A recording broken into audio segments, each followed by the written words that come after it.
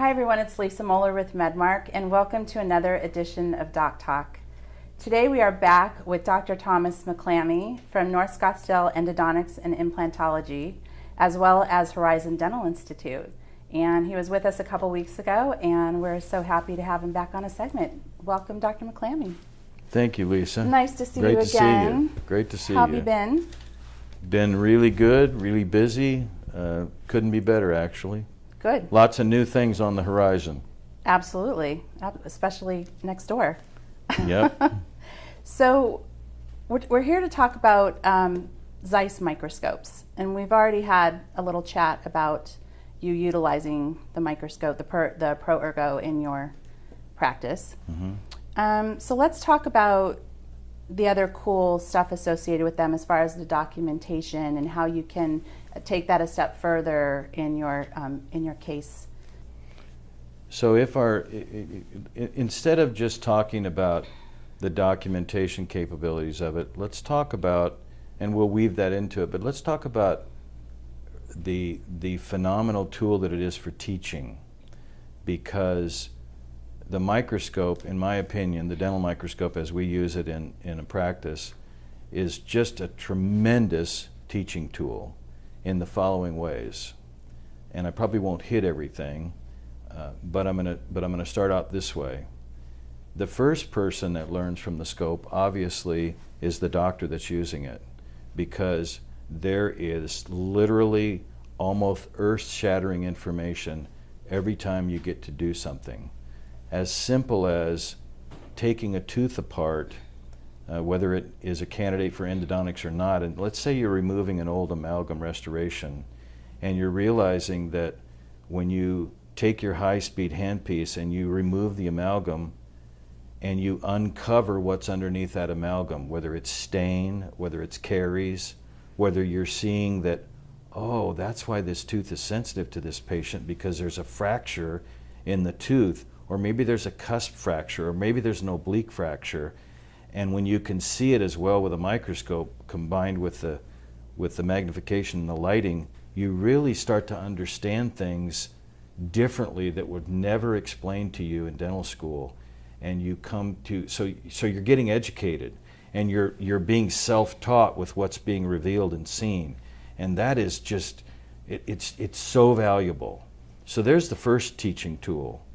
Another teaching tool is if you put a video camera on your microscope and you then transfer that video to a monitor on the wall, whomever is in the room gets an opportunity to see. And today it can be HD videos, so the clarity it's phenomenal and it's exciting.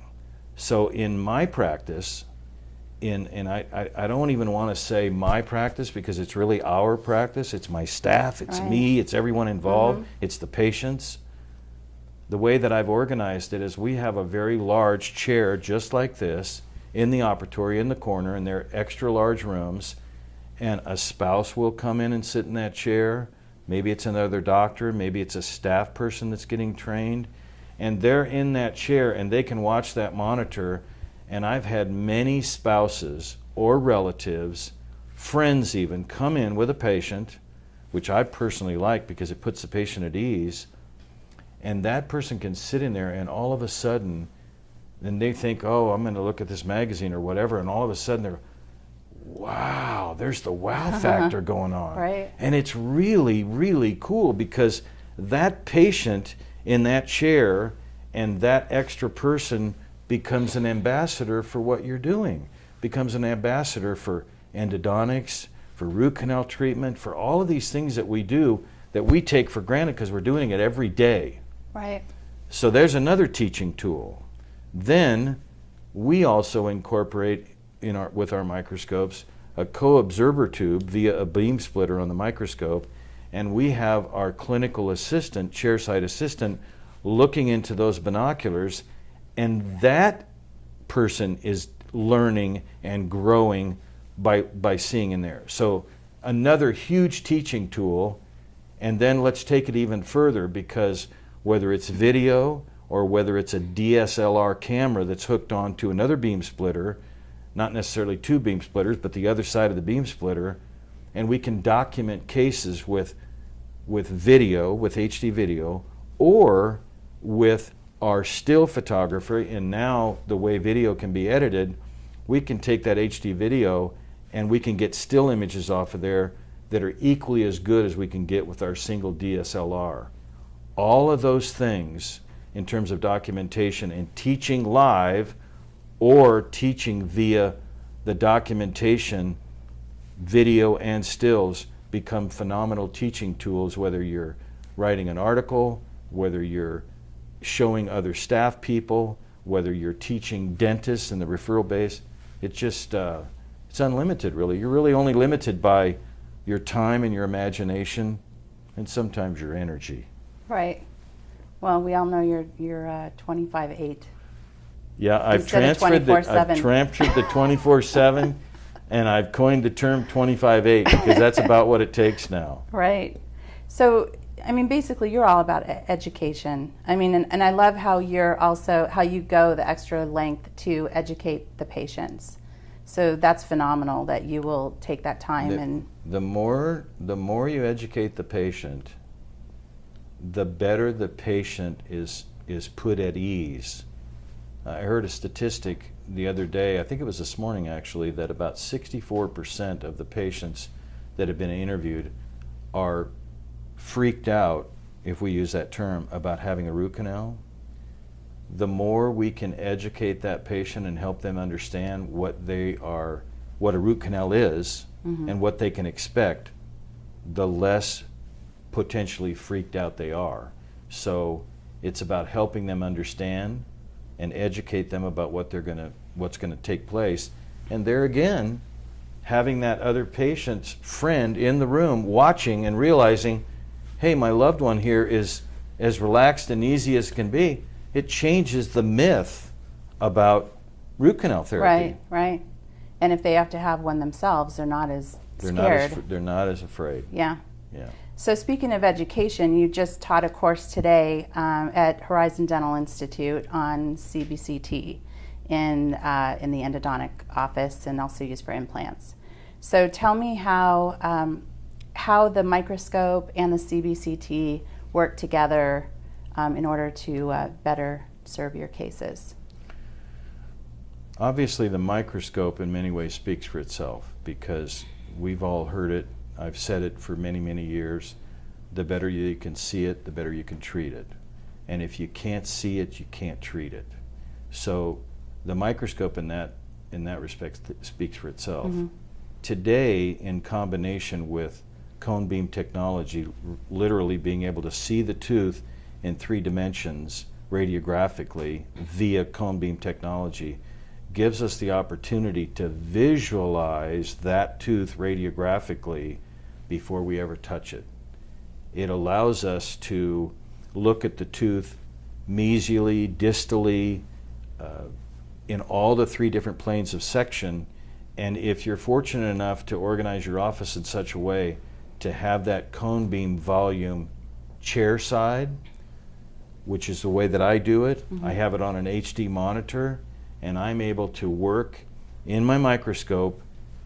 A big dream would be someday, like the neurosurgeons, to be able to have that volume inside the oculars of your microscope. That would be very cool. Yeah, that'd be cool. Someday it might happen, but it's not there now. But I do have it on a monitor chair side, and I can manipulate that data and I can look at that data while I'm working. So for example, I'm working on a lower molar, not a molar, a molar, and I want to know, while I'm working, do the 2 canals that are in this lower mesial root of this lower molar, do those canals join? Do they separate? What are they doing? So while I'm working, I can manipulate that data, and then I can determine, do those 2 canals join? So it allows me to know that before I'm actually there. Gives me tremendous advantage while I'm shaping and cleaning and disinfecting the root canal system. So I'm using my cone beam in concert all the time while I'm treating patients, and I don't do any treatment. I never do endodontic therapy without my microscope and without cone beam. Mm-hmm. And of course, I wouldn't even consider doing an implant without cone beam.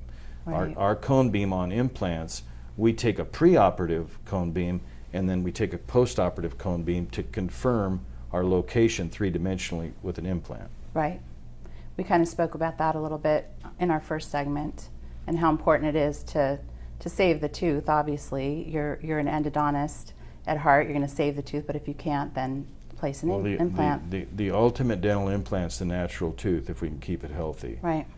If the tooth has to be removed, and if we can document with, again, our photography in one form or another, that this tooth is hopeless, let's supposing that it has a definitive radicular fracture and we know we can't save it, I'm fine with taking the tooth out. In my opinion, the very best person that's qualified to make that decision is the treating endodontist that has been trained and that has the experience to do that procedure with the patient's permission, and in many cases the permission of the referring office, to go ahead and extract that tooth and either graft it or place an immediate implant.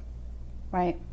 So you're doing something very unique with your practice, and that is when you're referred a case from a referring doctor and you treat that patient in root canal or implant or otherwise, then you have the doctor and their staff come back in to the office so you can actually follow up with them and show them what you did with the patient. And I think that's amazing. We have had the unique opportunity because of education, because of documentation, because we have a referral base that's interested and motivated to find out. And obviously not all the referral base is the same, but recently we had a staff from another office, a large staff of a really high-end restorative doctor and his staff. The entire staff came over here and we had an evening, what we would refer to as nibbles and knowledge. We were able to show the doctor and the staff, including his hygienist and his front desk, about 10 to 12 cases of his patients that he had referred over the past decade or so. We selected both endodontic and implant cases, and we were able to review those cases with the doctor and the staff, and we did it in the Horizon Dental Institute. We did it on the monitor on the wall, and we showed them their cases start to finish with all the photography, with the cone beams, with the pre and the post-op radiographs, and in many cases the final restoration that the doctor had done. And again, the guy's a superb dentist. So it was a really rewarding experience for us meaning myself and my staff, but also for he and his staff. I bet they were impressed. They were very impressed. Actually, to be honest with you, I was impressed. I thought it was very cool. Yeah. I thought it was very cool that they would take all their time to do it. You would take the time also. Yeah, it was a great experience. It's really nice to be able to close that circle on that patient and let them know what ultimately happened. And another cool thing we were able to do is we were able to provide them CE certificates because of Horizon Dental Institute.